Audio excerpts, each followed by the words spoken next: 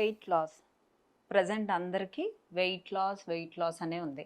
So weight loss అనేది caption పక్కన పెట్టి ఫ్యాట్ లాస్ కింద తీసుకోండి. Inch loss is more accurate of measuring your weight. ఈ విషయం నేను చాలా ఇంటర్వ్యూస్లోనూ చెప్పాను, మళ్ళీ చెప్తున్నాను.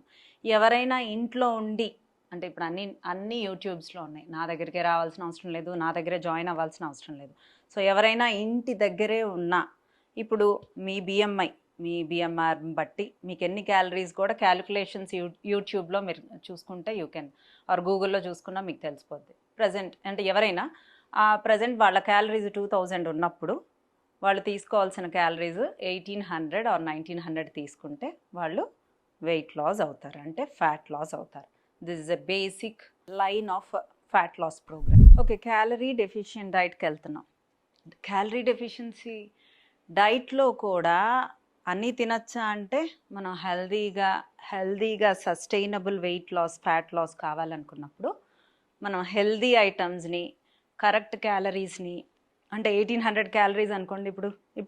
ఇప్పుడు ప్రజెంట్ ఒక 100 kgs ఉన్న వాళ్ళకి ఒక 1900 calories or 1800 calories meal plan ఇచ్చామనుకోండి.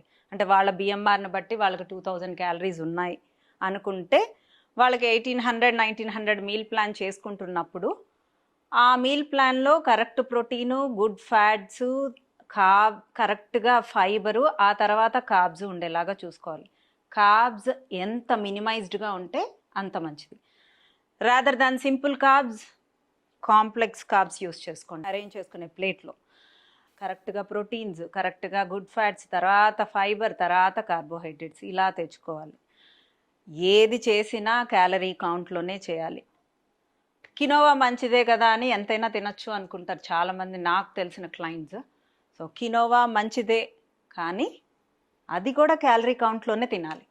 Calorie deficient డైట్లో ఎలాంటి ఫుడ్ అయినా, అంటే జంక్ ఫుడ్ యాడ్ చేసినా కూడా తగ్గుతారు, కానీ హెల్దీగా తగ్గటం అనేదే ఇంపార్టెంట్. యాక్చువల్గా ఫ్యాట్ లాస్ చేసుకునేదే హెల్దీనెస్ కోసం, కానీ అందుకనే మనం తినేదేంటి, ఎంత సస్టైనబుల్గా వెయిట్ లాస్ చేసుకుంటే అంత మంచిది. ఒక 10 kgs తర్వాత బ్రేక్ ఇవ్వటం మంచిది, ఒక 2 months తర్వాత బ్రేక్ ఇవ్వటం మంచిది. Exercise compulsory, sleep compulsory, and 6 o'clockకి ఫుడ్ ఆపేయటం కంపల్సరీ. ఇవి నా వీడియోస్ చూసే వాళ్ళందరికీ తెలుస్తాయి. నేను ఫస్ట్ నా క్లినిక్ ఎంటర్ అయిన వాళ్ళందరికీ స్ట్రెస్ లెవెల్స్ ఉన్నాయా అని అడుగుతాను, స్లీప్ సరిగ్గా ఉందా అని అడుగుతాను, ఆ తర్వాతే డైట్కి వెళ్తాను. ఈ 2 చేయగలిగిన వాళ్ళు మాత్రమే డైట్ చేయండి. స్లీప్ వల్ల హార్మోన్స్, నేను నా డైట్లో హార్మోన్స్నే కరెక్ట్ చేస్తాను. మీరు తినే ఫుడ్లోనే 70% మీ హార్మోన్స్ని బ్యాలెన్స్ చేయొచ్చు. సో తినే ఫుడ్ని హార్మోనల్ బ్యాలెన్స్తో చేసుకుంటూ డిస్టర్బ్డ్ స్లీప్ ఉండే వాళ్ళందరికీ కార్టిజాల్ హార్మోన్ రిలీజ్ అవుతుంది. సో కార్టిజాల్ హార్మోన్ రిలీజ్ అయినప్పుడు ఇన్సులిన్ స్వైప్ అప్ అవుతుందన్నమాట. ఆ ఇన్సులిన్ స్వైప్ అప్ అయింది అంటే ఫ్యాట్ స్టోరే అవుతుంది మనం తినకపోయినా. స్ట్రెస్ హార్మోన్, స్ట్రెస్ ఉన్నప్పుడు కూడా కార్టిజాల్ రిలీజ్ అవుతుంది. సో కార్టిజాల్ రిలీజ్ అయినప్పుడు మనం తినకపోయినా లావ్ అవుతాం. దీని ఎగ్జాంపుల్స్ కూడా చాలా వీడియోస్లో చెప్పాను. సో వెయిట్ లాస్ ప్రోగ్రామ్స్ ఇంటి దగ్గర ఉండి చేసుకోవాలి అనుకునే వాళ్ళకి this is a complete information. So right eating will keep you in the fat loss programme, అంటే రైట్ వేలో ఫ్యాట్ లాస్ ప్రోగ్రామ్ వెళ్తుందన్నమాట. నా క్లయింట్స్లో 90% సక్సెస్ కేసెస్ మొత్తము ఫ్యాట్ లాస్ వల్లే అవుతుంది, inch loss. I don't concentrate much on weight loss, I concentrate only on inch loss.